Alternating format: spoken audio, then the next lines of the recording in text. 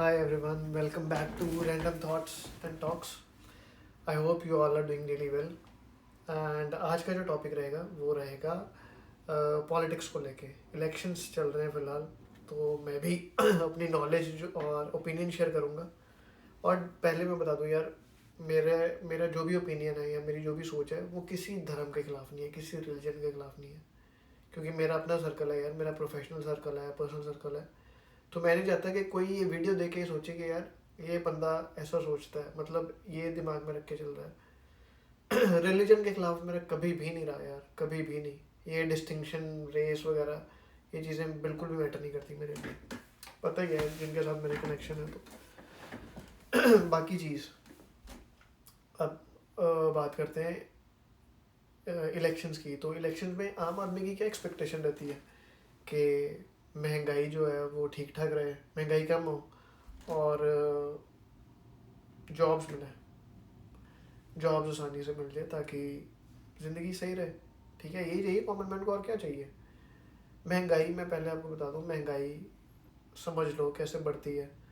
महंगाई, एक चीज़ ये दिमाग में बिठा लो, महंगाई टाइम के साथ बढ़ती है, ना कि कम होती है। कभी भी नहीं होता कि कोई चीज़ पुराने टाइम पे ऐसी थी अब बहुत कम हो गई है, उसका प्राइस कम हो गया है। कभी भी नहीं होता ऐसा, कभी भी। क्यों नहीं होता?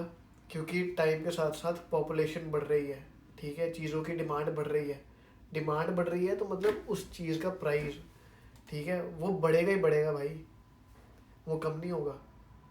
अगर कोई मंत्री या कोई भी रिप्रेजेंटेटिव तुम्हें आके ये बोल रहा है ना कि हम आएंगे तो कम कर देंगे, कम कर देंगे, हर बंदा ही, वैसे हर, मुझे पता है हर रिप्रेजेंटेटिव, हर कैंडिडेट ये बोलता है कि महंगाई कम कर देंगे। महंगाई कितनी तेज़ी से बढ़ रही है, कितने टाइम बाद बढ़ रही है, ये मैटर करता है। ना कि ये मैटर करता है कि महंगाई कम हो। ठीक है, महंगाई कभी कम नहीं होती। महंगाई एक लेवल तक मतलब रहनी चाहिए। ठीक है, इन्फ्लेशन रेट जिसे महंगाई की दर कहते हैं, कि 1% है या 1.5% से बढ़ी है या आधे परसेंट से बढ़ी है, और कितने टाइम बाद बढ़ी है। अगर पेट्रोल के रेट अब 1 रुपये या 1.5 रुपये या 50 पैसे बढ़े हैं, तो आने वाले टाइम में ये कितनी देर तक रहेंगे। मतलब अगर आज 50 पैसे बढ़े हैं तो कम से कम साल, 2 साल, ठीक है, एक टाइम के बाद दोबारा रिवाइज हो। ठीक है, इससे कहते हैं महंगाई की दर। ठीक है, ये चीज़ें मैटर करती हैं। महंगाई तो होगी होगी, ये तो फॉर श्योर है, ये ऑब्वियस चीज़ है।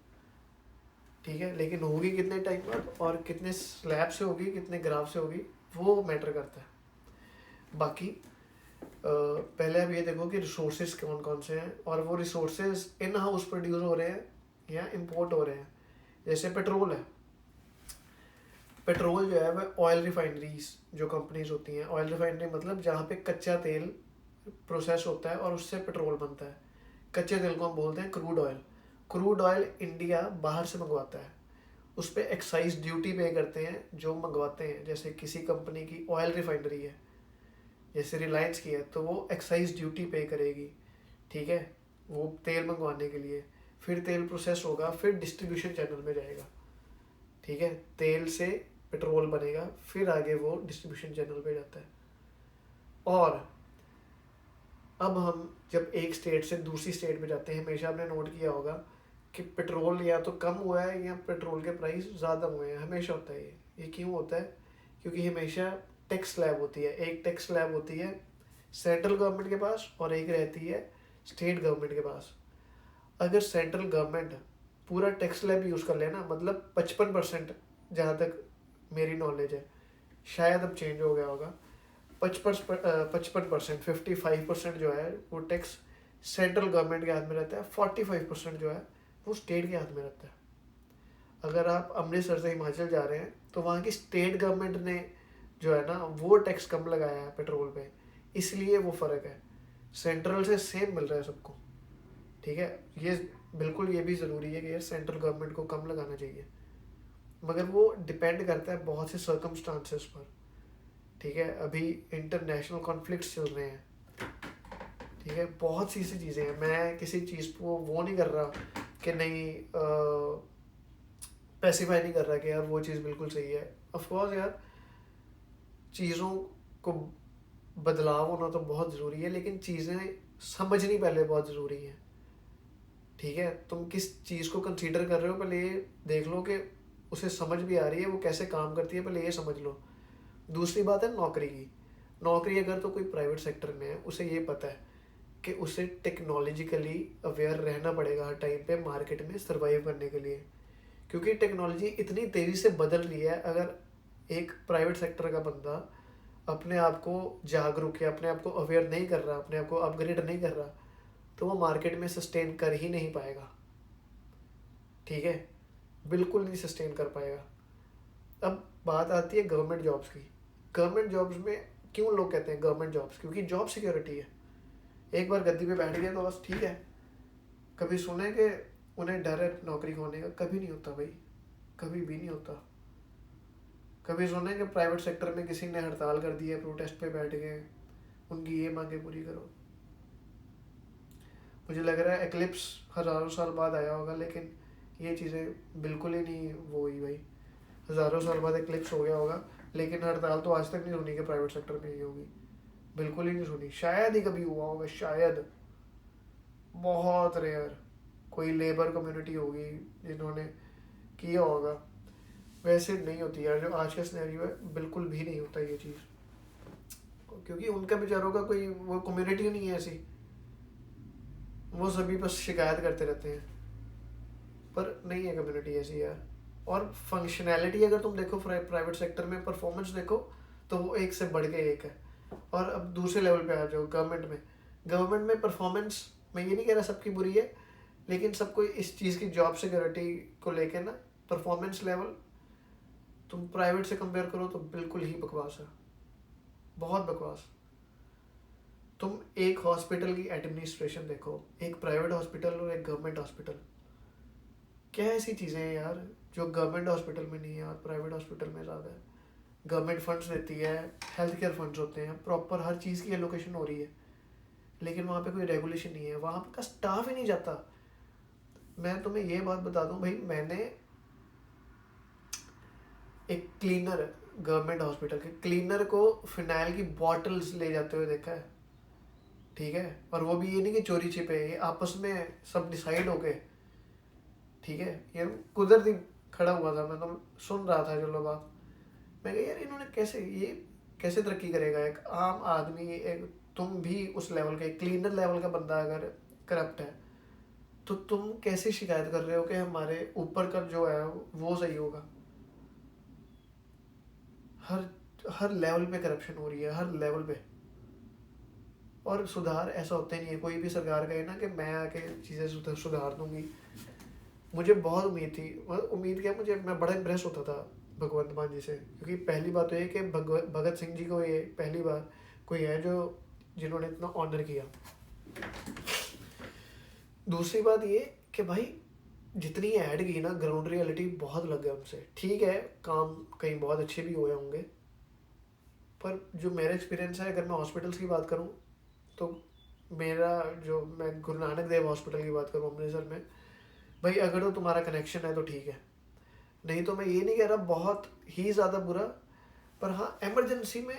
और अगर तुम कह रहे हो कि किसी को एडमिट करवाना है, तो मुझे लग रहा है अगर कोई सही बंदा, अगर जैसे कोई तंदुरुस्त है या कोई भी है, ठीक है, बंदा चले जाए ना वहाँ के टॉयलेट्स में, तो वो वैसे बीमार होके आ जाएगा। वहाँ का स्टाफ ही भाई, हर ऊपर से लेके नीचे तक पूरी चेन ही वैसी है। कोई ना कोई बीच में होंगे ईमानदार भी, ज़रूर डॉक्टर काम करते हैं, लेकिन एक सिस्टम चल रहा है वहाँ पे जिसकी वजह से सर्विसेज जो है प्रॉपर नहीं डिलीवर हो पा रही। ठीक है, ये चीज़ें हैं और ये रियलिटी है। मैं कोई किसी इंडिविजुअल पे नहीं मैं कर सकता भाई। हम किसी नॉन को लेके गए और मैं आपको बताता हूँ कि उन्होंने कहा कि अभी डॉक्टर शायद अगली शिफ्ट में आने वाले थे या सुबह, जो भी है, जब भी आना था उन्होंने, वहाँ के जो इंटर्न्स थे, जो स्टाफ था, जो जैसे कहते हैं ना जो मेडिकल स्टूडेंट्स थे, उन्होंने इतना हमें सजेस्ट कर दिया कि आप अगर सही ट्रीटमेंट चाहते हो तो आप प्राइवेट में ले जाओ। सिर्फ मैं कहा यार ये तो फिर भी सही कह रहे हैं। ठीक है, अगर वहाँ का स्टाफ ही ऐसा है, वहाँ के लोग ही ऐसा कह रहे हैं, तो वहाँ यहाँ पे क्या केयर होगी? क्या फैसिलिटीज़ है वहाँ पे? कोई फैसिलिटी नहीं है। हाँ ईएनटी जो है वो हर सरकार में मुझे लगता है वो हर बार सही रहता है यार, जो सही है वो सही भी है, बट बहुत ही ज़्यादा जितने वो है ना, जितने जुमलेबाजी हुई है इस सरकार में, उतनी डिलीवरी तो मतलब डिलीवर तो हुआ ही नहीं यार। ये क्या कहते हैं, एक चीज़ होती है कि हम सपोर्ट कर रहे हैं किसी कम्युनिटी को। जैसे अगर जॉब की बात करो तो गवर्नमेंट जॉब की, अब इसमें रिजर्वेशन कोटा देखो यार, आदमी को सपोर्ट देके, खुद सपोर्ट क्यों देते हो तुम किसी को? क्योंकि वो ग्रो करे लाइफ में, उसे सपोर्ट की ज़रूरत है, ठीक है। कब से ये रिजर्वेशन सिस्टम चालू हुआ है और आज की डेट में फाइनेंशियल बैकग्राउंड कैसी है, ठीक है, ये चीज़ें कभी इन चीज़ों पे गौर नहीं किया गया है, कभी ये स्टैट्स लाए नहीं गए कि फाइनेंशियल बैकग्राउंड कैसी है यार। अब अगर बाप ने कोई है, अगर बाप ने नौकरी पाली सरकारी on the base of his cast या रिलीजन जो भी है, ठीक है, बेटा भी अगर वो कर रहा है, तो यार ये कहाँ का मतलब, ये कहाँ का इंसाफ है? मुझे लग रहा है ये कहाँ का एडमिनिस्ट्रेशन है? कैसे ग्रो करेगी इकोनॉमी? तुम्हें नौकरी चाहिए थी, तुम बैकग्राउंड से थे गलत, मतलब तुम्हारी बैकग्राउंड खराब थी, ठीक है, अब तुम्हें नौकरी मिल गई है, तुम्हारी फाइनेंशियल बैकग्राउंड ठीक हो चुकी है, तुम्हारा स्टैंडर्ड ऑफ लिविंग सही है, लेकिन अभी भी just on the basis of your caste you are just discriminating this thing, ठीक है। कोई बच्चा जो इतनी मेहनत करके वो कर रहा है, अपनी तैयारी कर रहा है गवर्नमेंट एग्ज़ाम की, और सिर्फ इसलिए रह जाता है कि जनरल कैटेगरी में कट ऑफ ज़्यादा है, और उसकी जगह नौकरी किसको मिल रही है? रिजर्वेशन क्लास को, जस्ट बिकॉज कि वो एक ऐसी कास्ट से बिलोंग करते हैं जो रिजर्व कैटेगरी में आते हैं। मतलब जनरल कैटेगरी का क्या कसूर है कि वो सिर्फ जनरल कैटेगरी का बंदा है? सिर्फ ये कसूर है जनरल कैटेगरी का बंदे का? भाई सरकारें, मैं कहता हूँ कैसे कैसे वो करती हैं बातें। वो ये देखो तो सही, इसे राहुल गांधी को कह रहे हैं हम 370 ले आएंगे, फिर से हम रिजर्वेशन ले आएंगे। यार तुम कैसी बातें कर रहे हो? कैसे चलाओगे सरकार को? इनके साथ तो डिबेट मैं कर लूँ। 370, फारूक अब्दुल्ला कह रहे हैं कि वो एटमी ताकत है, महबूबा मुफ्ती कह रही है वो एटमी ताकत है। तुम इंडिया में बैठ के, इंडिया की स्टेट में बैठ के गुणगान गा रहे हो पड़ोसी मुल्क के। और मुझे पड़ोसी मुल्क से कोई हर्ज नहीं है, मुझे तो वहाँ के पॉलिटिशियन से हर्ज है कि उनकी सोच देखो क्या है।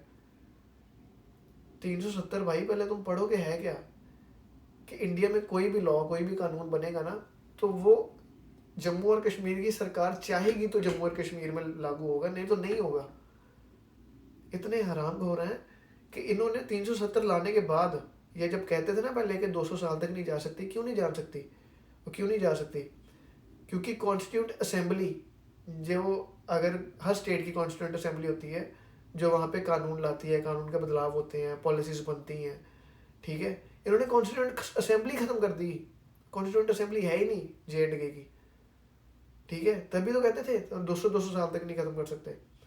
भाई कश्मीरी पंडितों को तुमने इतने बुरे तरीके से निकाला, खदेड़ा, तब कोई नहीं तुम्हारी आवाज़ निकली, ठीक है। 370 जब हटाई गई तब कितने ही ऐसी बैकग्राउंड से जो वहाँ के लोकल हैं, अब जो मुस्लिम बैकग्राउंड से हैं, कितनों को निकाला गया है, कितनों को खदेड़ा गया, कितनों के साथ नाइंसाफ़ी हुई है, कितनों का कत्लेआम हुआ है, जरा ये बताओ। उल्टा टूरिज़्म बढ़ा है, नौकरियाँ मिली हैं, ठीक है। मैं चाहता हूँ कि ये चीज़ें ना लोगों में अवेयरनेस लाएं कि हाँ यार ये चीज़ें हैं जो मैटर करती हैं। हम किस बेसिस पे वोट दे रहे हैं? जस्ट कि वो ना तुम्हें इमोशनल ट्रिगर कर रहे हैं, पत्थरबाजी करवा के तुम लोगों को पैसे दे रहे हो। यार शर्म करो यार, मतलब तुम अमर नहीं हो, थोड़ी तो शर्म करो। मुझे तो हैरानगी आती है जब ऐसी स्टेटमेंट देता है यार, वो कह रहे हैं 370 हम फिर से ले आएंगे। कमाल है भाई तुम्हारी। 370 में ऐसा कौन सा तुमने ग्रोथ देख ली थी JNK में? क्या देख लिया था 370 में तुमने ऐसा? ज़रा बताओ तो सही, कौन से कत्लेआम ऐसे हो गए थे जब 370 हटाई गई? बहुत ही बकवास इनकी जो है ना मैनिफेस्टो है, बहुत बकवास। अरविंद केजरीवाल जी कह रहे हैं कि अगर मुझे बाहर देखना चाहते हो तो बीजेपी को वोट मत करना। मुझे वोट करना अगर मुझे बाहर देखना चाहते हो। तो मतलब देश का कानून क्या है तुम्हारे हिसाब से? देश का कानून बिल्कुल निल है। इसका मतलब अगर तुम आगे पावर में तो तुम भी कानून खरीद लोगे। यार तुम इनकी स्टेटमेंट देखो क्या देते हैं ये। भाई इस बंदे के खिलाफ इतने एविडेंस मिल चुके हैं ना, मनीष सिसोदिया, साउथ ग्रुप के साथ इनके अलायंस है, ये लिकर माफिया, ये जो लिकर स्कैम है ना भाई, बिल्कुल अप्रोप्रिएट, बिल्कुल एविडेंस मिले हुए हैं। ठीक है, इतना बड़ा घोटाला किया इन्होंने, इतना बड़ा।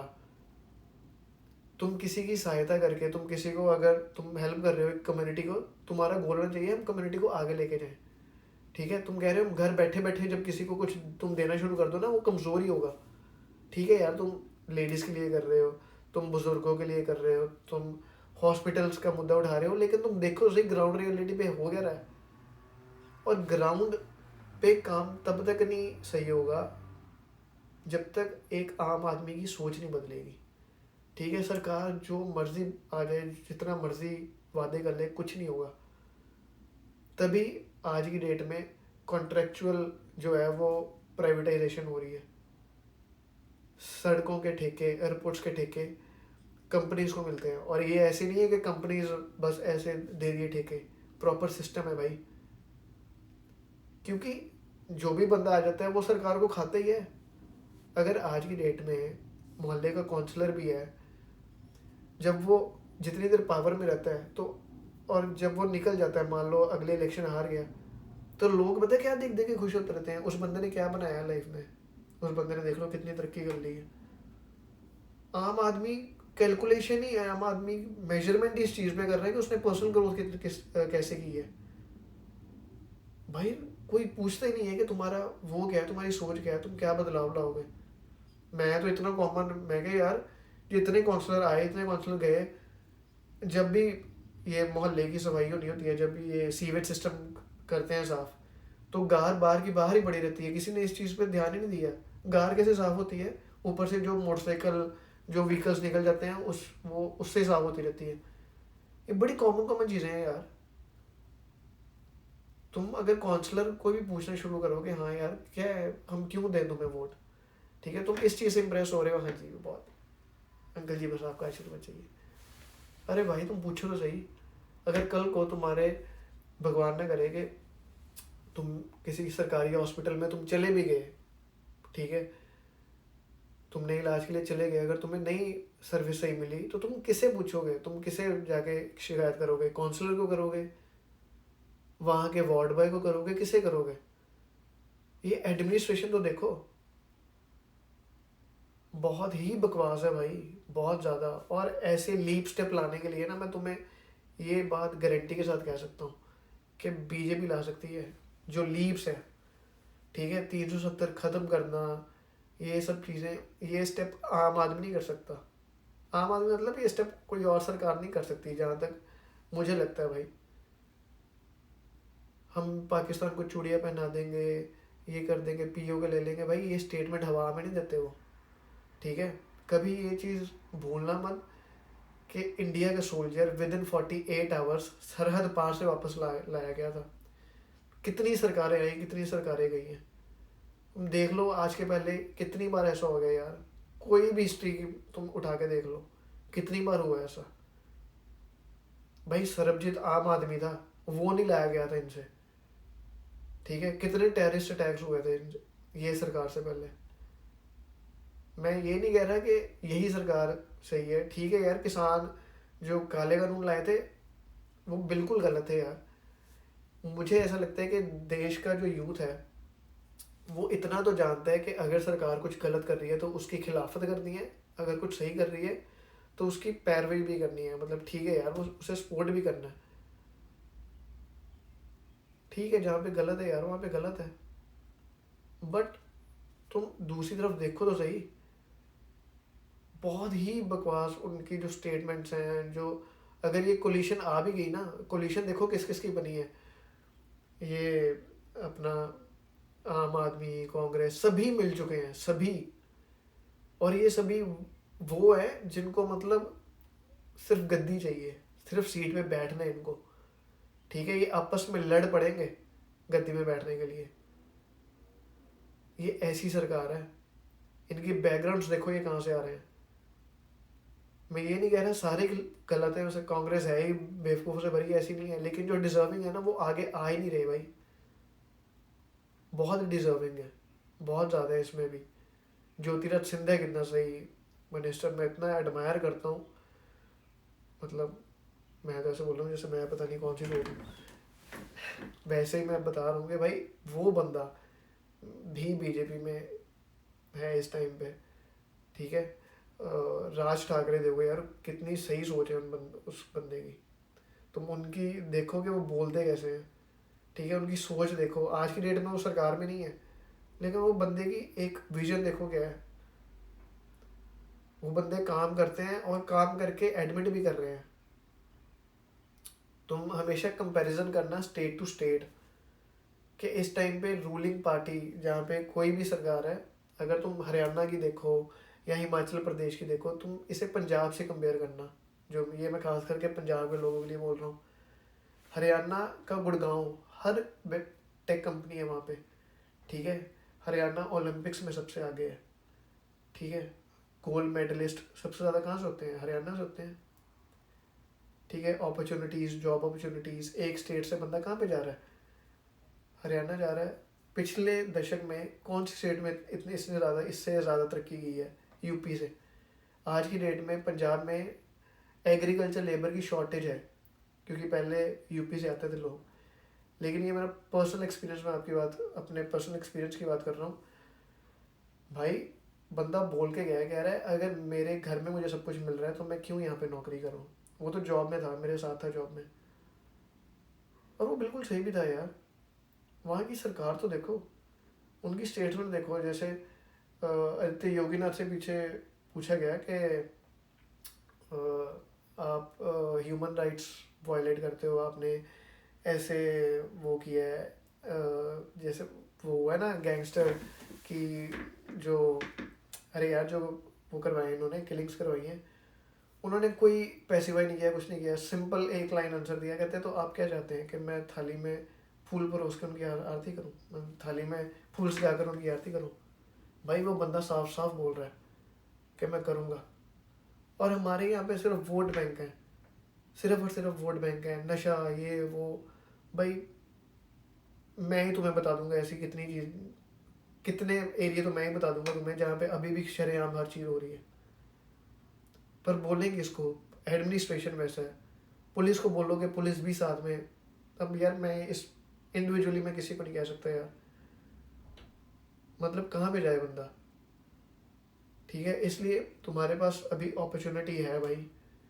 हमेशा अपनी जो वोटिंग राइट है ना, उसे अपनी रिस्पॉन्सिबिलिटी समझना, ठीक है। हर चीज़ हल हो सकती है, हर चीज़। लीडर उसे बनाना जिसकी कोई विजन है, जिसकी कोई सोच है, ठीक है। देखो मैं ये नहीं कह रहा कि बीजेपी बहुत ही अच्छी है या कांग्रेस बहुत बुरी है। भाई जब दो गलत लोगों में से चुनना होता है ना, तो हमेशा उसे चुनना है जो कम गलत है। गलत करप्ट तो हर कोई हुआ है, हर कोई करप्ट है, लेकिन कम से कम उसे चुनना जो थोड़ा कम है, ठीक है। तुम बहुत सी चीज़ें इमोशनल ट्रिगर करते हैं रिलीजन के बेस पे, कास्ट के बेस पे, वो चीज़ें छोड़ दो, ठीक है। अपने आप को अवेयर करो, अपनी नॉलेज बढ़ाओ। अगर आज की डेट में तुम सुन रहे हो ना, पैलेस्टीन को फ्री करो, पैलेस्तीनियों को फ्री करो, भाई ठीक है। पैलेस्टीन और इसराइल का जो मसला है ना, वो बहुत 40 से चला रहा है, 1940 से, ठीक है। हाँ 1945 से आई थिंक जब सेटलमेंट हुई थी। तो हर बार इसराइल के ऊपर जो हमला हुआ है ना, पहला हमला, वो पैलेस्टीनियों ने ही किया है, और जितनी बार भी किया है मुंह के बल ही गिरे हैं। ये मैं सेक ऑफ नॉलेज नहीं बता रहा तुम्हें, मैं तुम्हें बता रहा हूँ कि इसमें सही चीज़ क्या है। 1995 में इसराइल का prime minister Rabin, I don't know उनका नाम एग्जैक्ट क्या है, उन्होंने कहा कि हम पैलेस्टाइन से जो है समझौता कर लेते हैं। भाई वहाँ के लोकल बंदों ने उन्हें मारा था, एक स्टूडेंट ने, कॉलेज स्टूडेंट ने उन्हें मार कर हत्या की थी, जस्ट बिकॉज कि वो ये चाहते थे कि वो हमारा समझौता हो जाए। लोगों में ही इतनी नफरत है यार वहाँ पे, बहुत ज़्यादा आपस में नफरत है लोगों में, बहुत ही ज़्यादा, हद से ज़्यादा नफरत है। लोग समझौता चाहते नहीं थे। अगर आज की डेट में वहाँ पे त्राहिमाम हुई है ना, तो वहाँ पे बहुत बड़ा हाथ वहाँ की जनता का है, वहाँ के लोगों का बहुत बड़ा हाथ है। हम कहते हैं ना कि सरकारां या सरकार बदलेगी या मिनिस्टर, वहाँ के लोग ही नहीं चाहते थे ये। ठीक है, ये हिस्ट्री तुम हर चीज़ ना थोड़ी इन डेप्थ में जाके देखा करो, हर चीज़ की नॉलेज रखो अपने के पास, कि ताकि कल को कोई तुम सुन रहे हो तो तुम्हें पता होगा कि रियलिटी है क्या, ये कहाँ से बात कर रहा है। ठीक है, इसलिए अपना वोटिंग राइट तुम्हारी बहुत बड़ी रिस्पॉन्सिबिलिटी है, उसका सही इस्तेमाल करना यार। ठीक है, जो भी है कोई वो नहीं है ये कि मैं किसी के फेवर में कर रहा हूँ या किसी के अगेंस्ट कर रहा हूँ। हाँ मैं चाहता हूँ कि यार कोई भी सरकार आए तो एज एन इंडियन मैं हमेशा ये चाहूँगा कि यार इंडिया ग्रो करे। ठीक है, इकॉनमी ग्रो करे, क्योंकि मैं भी, अगर मैं यहाँ पर भी हूँ कनाडा में बैठा हूँ, तो मैं भी बहुत सी चीज़ें मेरे भी दिमाग में है। ठीक है, मेरे भी दिमाग में बड़े थॉट्स आए थे जब मैं अप्लाई भी कर रहा था, हर चीज़ थी। और मैं किसी चीज़ को ऐसे एकदम गलत नहीं कह सकता, ना किसी पे ब्लेम लगा सकता हूँ। बट हाँ, चीज़ों को समझो, चीज़ों की नॉलेज लो यार। नॉलेज से अवेयरनेस आएगी, अवेयरनेस से ही बदलाव आएगा। ठीक है, और वैसे रहो। बाकी थैंक यू, तुमने इतना टाइम दिया और मेरी बातों को सुना, और बस खुश रहो। और thank you, thank you, thank you.